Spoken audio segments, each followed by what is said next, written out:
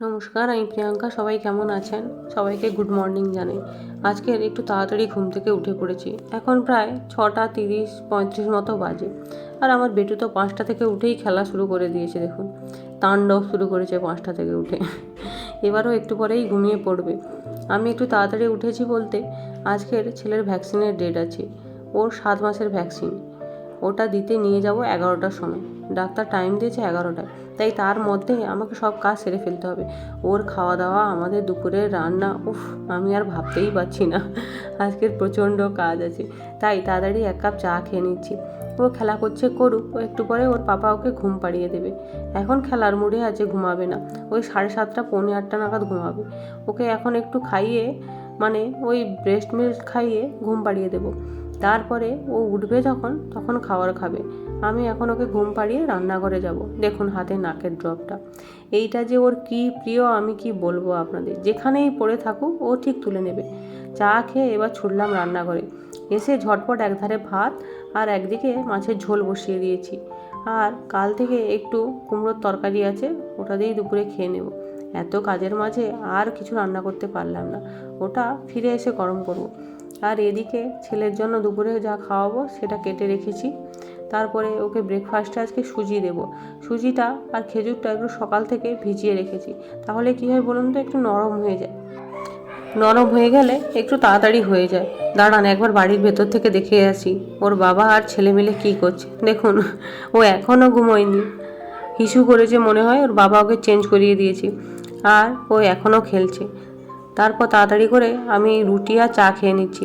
আমার না রুটি চা খেতে বেশ ভালোই লাগে ব্রেকফাস্টে। আপনাদের কার কার পছন্দ রুটি চা? গরম গরম রুটি আর 1 কাপ চা, ব্যাস। আর কিছু আমার লাগে না। আর ওকে দেখুন, এই রুটিটা ধরবে বলে কীরকম হচ্ছে জানেন। একটু তো আমার হাত থেকে ছিঁড়েই নিয়েছিল, গিয়ে মুখে পুঁততে যাবে আর আমরা ছাড়িয়ে নিয়েছি। তারপর ঝটপট আমি স্নান সেরে এখানে রেডি হয়ে পড়ছি। এখন প্রায় পৌনে 11টা মতো বাজে। ছেলে এখন ঘুমোচ্ছে।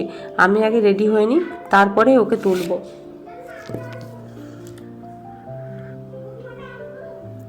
মোটামুটি আমার রেডি হয়ে গেছে। আর কি বলুন, একটু ঠোঁটে লিপ বাম লাগিয়ে নিচ্ছি। আমি লিপস্টিক বা সেরকম সাজুগুজু করি না, আমার ভালো লাগে না। তাও একটু না লাগালে হয় বলুন। তারপরে ছেলেকে তুলে নিয়েছি, ওকে রেডি করে দিয়েছি। এবার আমরা বেরোবো। বেশি দূরে নয়, মিনিট 5 লাগবে যেতে। তাও একটু আগে যাই, ওখানে গিয়ে ওয়েট করতে হবে। ওকে নিয়ে আমি রেডি হয়ে পড়েছি। ওর পাপা এখন রেডি হচ্ছে। চলুন বেরোনো যাক।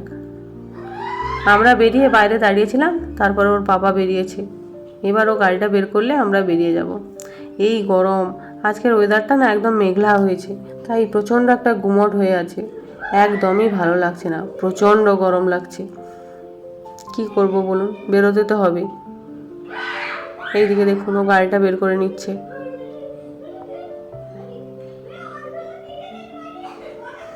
আমরা যে ম্যাডামকে দেখাই উনি ভীষণ ভালো। আমার ছেলেকে প্রথম থেকে উনিই দেখেন।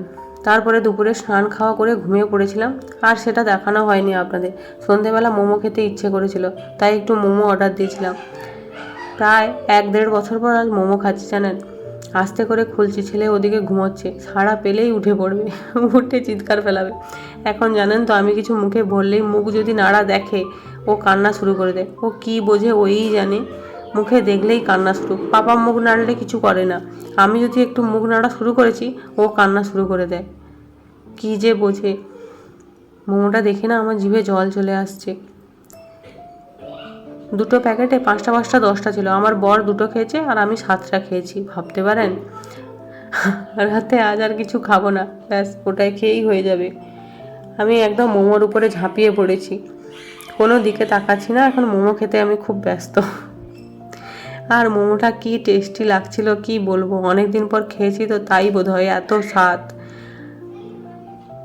আর এইটা দেখুন, এটা আমার ছেলের ভীষণ প্রিয়।